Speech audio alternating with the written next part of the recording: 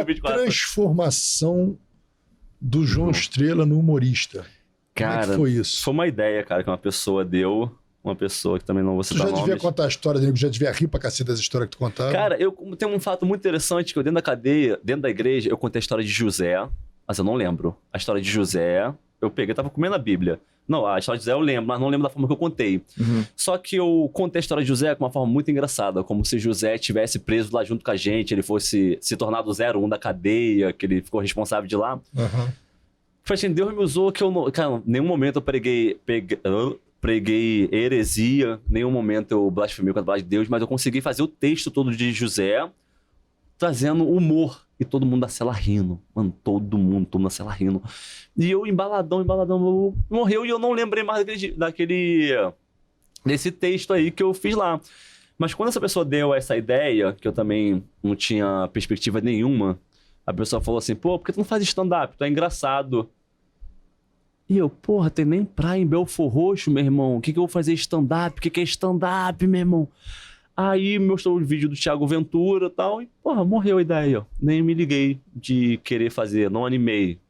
Aí eu falei, pô, nunca fiz isso, como é que eu vou subir no palco? Como é que eu vou contar piada? Como é que eu vou criar piada? Aí o meu Instagram, que eu tinha 60 pessoas, que era o meu pessoal, que eu sempre usei a vida toda, caiu. Foi excluído, do nada, assim. Aí eu falei, quer saber?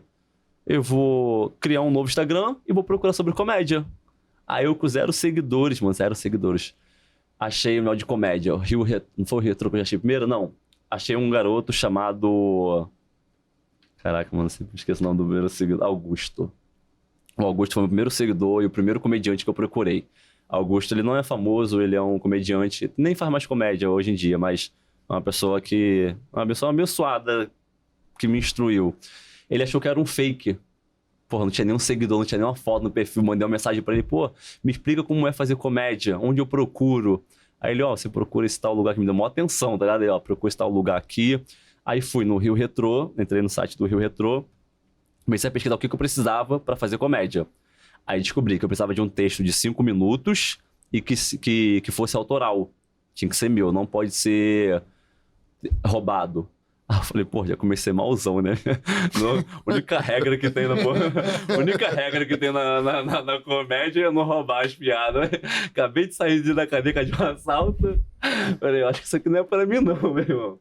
Aí eu vi lá um grupo, tava num perfil assim do Curtiço Comedy. Clique aqui e tal. Aí eu cliquei e abri o WhatsApp de um grupo de comediante. Aí eu mandei uma mensagem assim, eu quero fazer comédia. Ah, o maluco respondeu, esse grupo aqui não é pra isso não. Buf, saiu. Aí me tirou do grupo. Eu falei, mano, quer saber? Tô nem aí. Desisti. Já desisti naquela hora mesmo. Aí do nada o Wesley, um amigo meu, me chamou. Mano, vou te explicar sobre comédia. Já mandou um livro do Léo Lins pra mim, pra me poder ler. Ele falou, ó, faz um texto de 5 minutos e manda pra esse lugar aqui, pro Rio Retrô, que é a casa de comédia do Paulinho Serra, que hoje em dia é o novo Retrô. Aí fiz um texto sobre Belfor Roxo de 5 minutos no notebook, que nem telefone eu tinha ainda. Gravei falando de Belfor 5 minutos, mandei o texto pra eles. Passou 2 dias, eles aprovaram. Aí falou, ó, nessa data aqui você tem que vir fazer 5 minutos. Aí eu falei, e agora?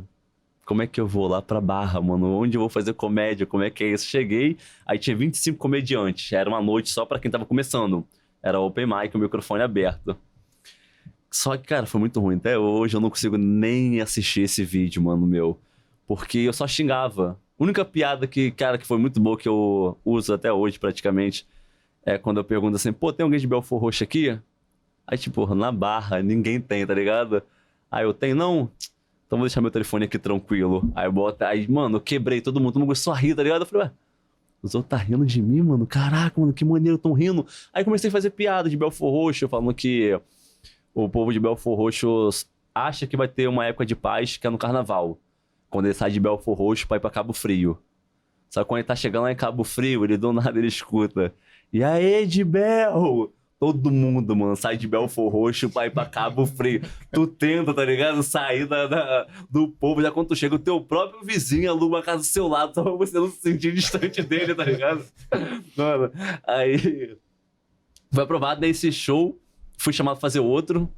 No meu terceiro show, o terceiro show, eu participei de um torneio de stand-up.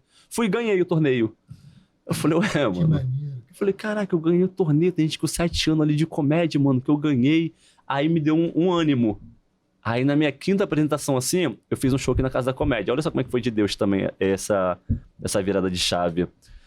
Eu ia fazer um show com o Comédia 3x1, que é a Bruna Campelo, Alan Ribeiro e Isaú Júnior, na Barra, lá no Rio Retrô. Ia fazer esse show lá. Do nada a Bruna falou assim, João, não faz esse show lá na Barra com a gente, faz em Ipanema, na Casa da Comédia. Falei, porra, tudo bem. Cheguei na Casa da Comédia Carioca, num show que não era pra eu estar lá. Quem tá lá? Fernando Caruso. Do Zorra Total, do Olhão. Aí acabou o show, ele se amarrou no meu show. Ele falou, tá quanto tempo de comédia? Eu falei, 3 meses. Aí ele queria estar no seu nível quando eu tinha 3 meses. Ele falou, a partir de hoje eu te ajudo.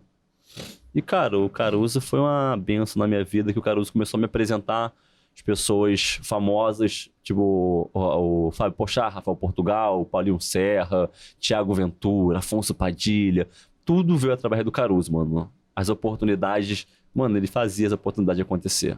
Então, fui acontecendo, fui conhecendo as pessoas, fui aprendendo mais sobre a comédia, porque a comédia não é só você chegar lá e falar, ou só você chegar e xingar no palco. Não é assim.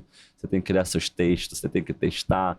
Às vezes não tá bom, você acha que tá ruim, mas às vezes é o lugar que não funcionou a piada. Se tu fizer em outro lugar, vai ser melhor. Então, eu comecei a criar admiração, mano, pela comédia. E eu comecei a perceber, eu falei assim, cara, tô fazendo os outros rir. E começou a viralizar de uma maneira que eu não fazia ideia, porque eu tinha muita vergonha de falar que eu era preso. Só que o Big João falou pra mim assim, falou, cara, a única coisa que você tem de diferente é esse, cara, que tu foi preso, tu tem que falar essas coisas. Aí eu fiz a primeira piadinha, que foi assim, pô, eu acho muito maneiro ser parecido com o Mano Brown, mas te falar, eu acho que a polícia no Rio não gosta muito dele, não. Aí comecei a falar de abordagem. Aí, hoje em dia, eu tinha mó vergonha antigamente. Aí até que gerou a piada da Toca Ninja, cara. Que minha mãe, quando viu, eu falo que minha mãe sempre falou que... Minha mãe sempre falava 2 coisas quando eu comecei a fazer comédia. Que ela vê muita diferença de quando eu era do tráfico e agora quando eu comecei a fazer comédia. Uhum. Tipo, no tráfico eu ganhava dinheiro, tá ligado?